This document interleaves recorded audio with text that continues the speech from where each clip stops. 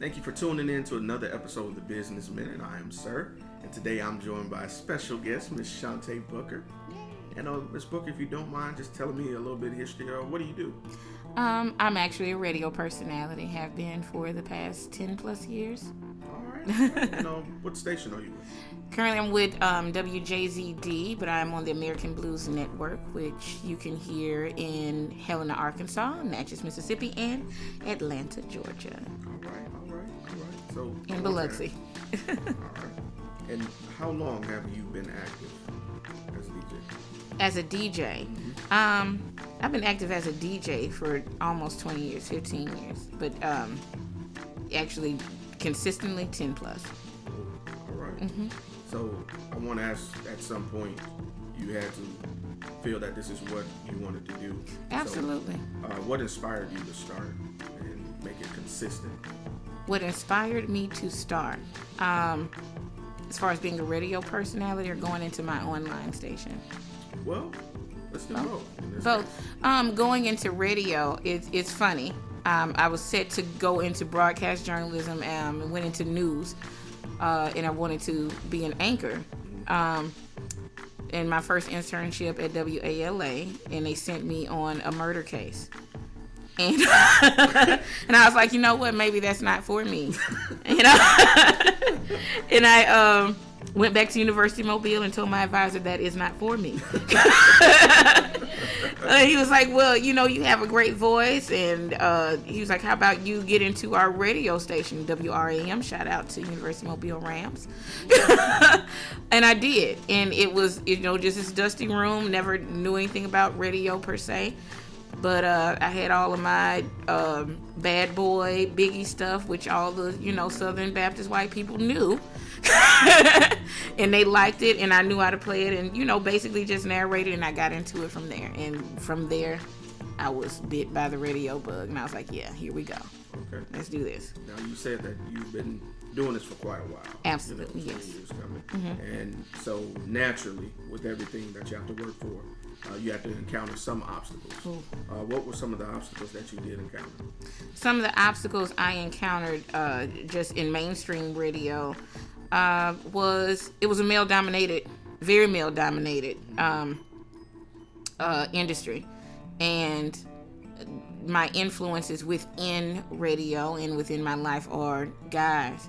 And so when people would hear my air checks or hear my delivery, it would be more like how a guy would, and that was not what a female personality. And so what I encountered a lot was my fit was different. I could do it, they liked me, but we didn't necessarily know where to put me because generally women go in the morning or midday. You don't hear a woman at night. And I had the voice for night. I had the energy for somebody like that. So when that didn't, when program directors would hear that, they were kind of, I wouldn't say turned off, but they didn't know where to put me, and so that was an obstacle. Now with my online station, just having to learn the other side of radio, because I've always been the personality and I've always been given directives, didn't know where they come from, or just here's a production sheet, I need you to do this commercial, do it.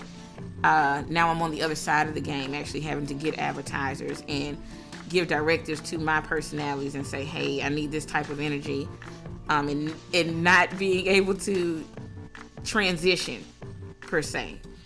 That was an obstacle, and actually just doing the business side of it. Next, with having to bounce back and forth, how do you manage to balance work and personal life? It's pretty easy for me now. I wouldn't say easy. Some people wouldn't say it was easy, but because I always carry the motto, you don't work where you play type of, or you don't play where you work. But I don't live in the same city in which I work. So that drive home, that 45-minute commute, that hour commute actually separates me from it. And when I'm with my family and, with my friends, I'm Shani. I'm Chante. I'm not Chante. And honestly, they know, people that know me know, please don't call me that. Don't ask me anything about Lil Wayne. Don't ask me anything, because that is it. But I've made it made it a very good habit of separating it. I physically separate it. That's how I do that. How do I separate it? I physically separate it because I don't stay there. Like, I'm not around. Like, if there's some sort of remote, either they had to schedule me for it, I'm not conveniently there where they can just say, hey, can you come and do this? Or even with my online station, I have a certain amount of hours that I dedicate strictly to it a day, and then that's it. All right, so time management is basically what it is. Okay. What experience do you find to be the most memorable? The most memorable moment in radio. Oh, geez. Okay, you know what? My most memorable moment was actually winning my first award for radio.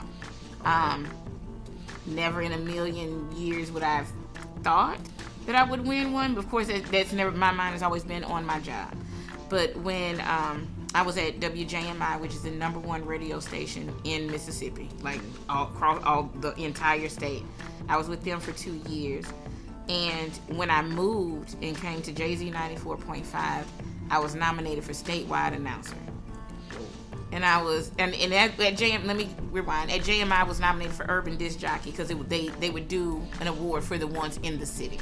And I was nominated. I did not win that one. That was my first year ever being at JMI. My first year being nominated. All that happened within that 1 year. But when I moved, I was nominated for statewide announcer, and I was just like, wow, okay, and I won. And that was the most memorable. Because at that point it was a testament to the fact that even though I had moved around, that people still recognized my voice and my personality and what I did. I can respect that was the most memorable. I guess that's one of the benefits of your work ethic. Working so hard it's just one of those byproducts. So that's wonderful. Now, here's another kind of a flip side question. Okay. At any point did you feel that you wouldn't be successful in radio? No. I felt it was going to take time. I felt like I wasn't.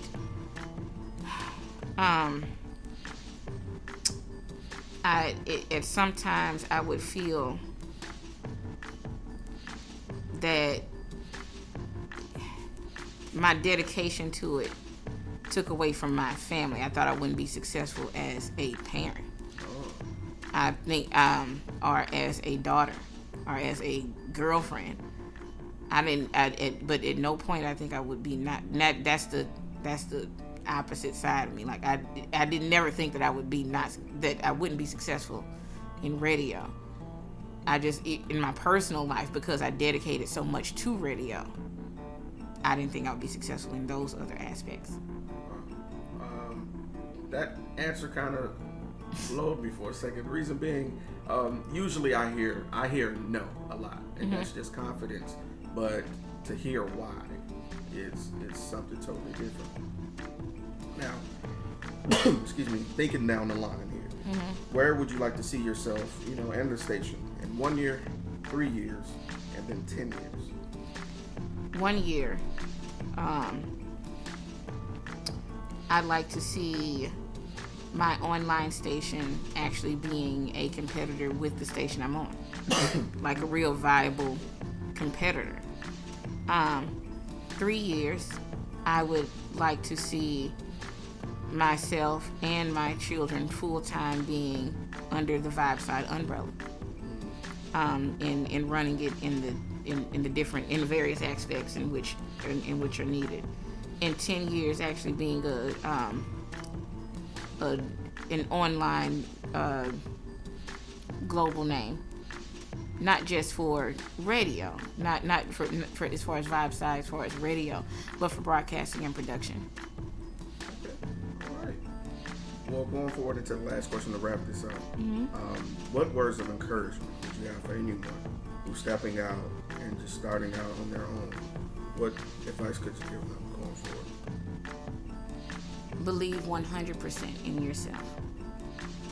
Believe 100% in yourself. Even though you may not think you can do it, you can. No, regardless of what's going on around you, because you're gonna have a lot of naysayers saying, or just, why are you doing that? And anything that's directed with that word "you" in it, understand that they're seeing something in you that knows that you can do it. Because I've heard, even from some of my closest friends, I knew you probably wasn't gonna fit there anyway. Like, really? So you see something in me, because in that it wasn't that. Well, it was something going on with that station, or it was something going. When they use that word "you," understand that they're seeing something that you are not seeing. So you believe 100% in yourself. All right. Yeah, I'll take that home. All right. Well, Chante, thank you very much. You're very welcome. It's a pleasure to speak with you always. Did you want to plug your online radio station real quick? Wait till I chew the gum. Oh, I'm sorry. Yes, make sure you go visit www.thevibeside.com. Vibeside Radio is on and streaming. I was going to say on and popping, but we don't want that to happen. And you can also come to Vibeside for all of your digital promotion needs. We're a broadcasting and production company, and we happen to actually have an online radio station as well. Chante, thank you again on behalf of 2020, letting us tell your story. Thank you. I appreciate you. And yeah.